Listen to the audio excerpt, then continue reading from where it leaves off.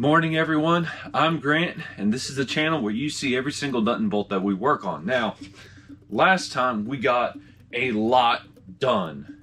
The engine now spins with the key. That is super exciting.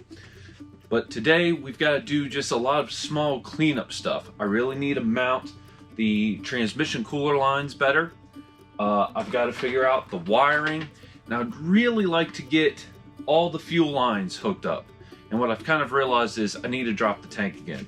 But the other thing I need to do real quick is the bolts that go through the transmission into the adapter plate, so I can hook the Kubota V2403 to the AW4 automatic.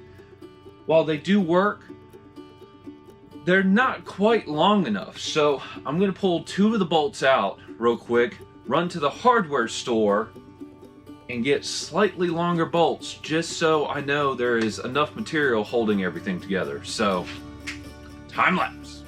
First, I removed two of the fasteners so I could go to the hardware store and get longer bolts. With the longer hardware in hand, I start to replace all the bolts connecting the transmission to the Kubota V2403. I did this to increase the clamping force between the transmission and the adapter on the Kubota V2403. With all the new hardware in place, I then turned my attention to cutting the fuel lines coming from the back of the Jeep to the front of the engine bay.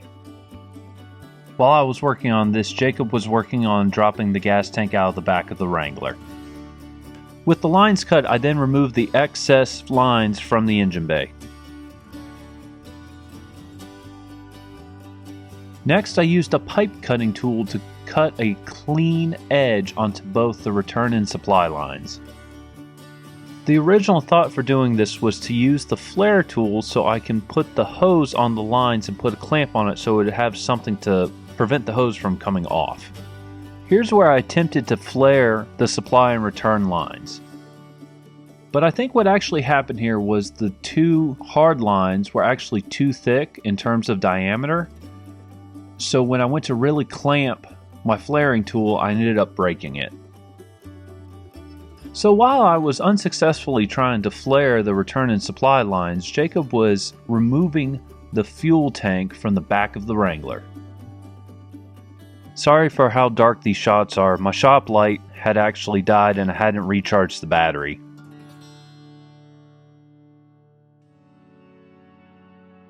With all the fasteners removed, Jacob and I removed the gas tank out of the Wrangler.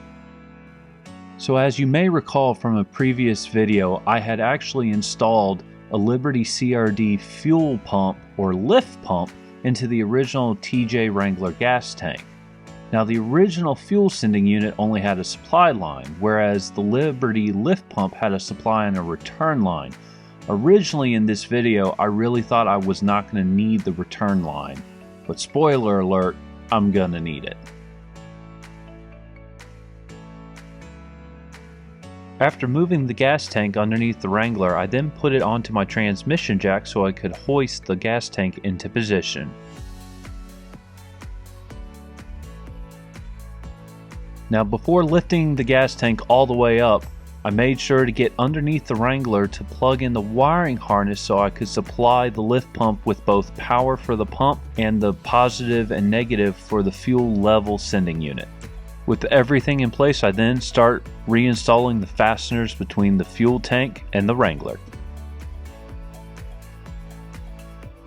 And it was right about now that I realized this wasn't going to work because the hard lines that were mounted on the frame rails were opposite to what I thought they were going to be connecting to on the fuel tank. Okay guys,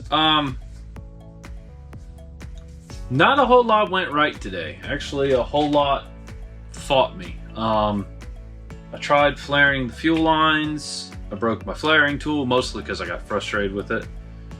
Thought I had the gas tank figured out. I was super excited about that. And come to find out, the smaller line is the supply line, and the bigger line is normally the return line, which isn't going to work for what I'm doing. So had to order some more quick connect fittings. They'll be here Monday in 2 days. And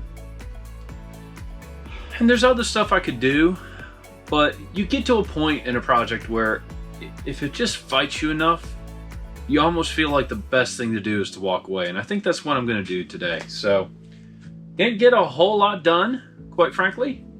But found out I have a whole lot left to do. So, leave a comment down below. Give this video a thumbs up if you liked it. If you didn't, and I completely understand, you know what to do. And hey, if you haven't subscribed, consider subscribing. And if you have, as always, thank you. And I'll see you in the next video very soon.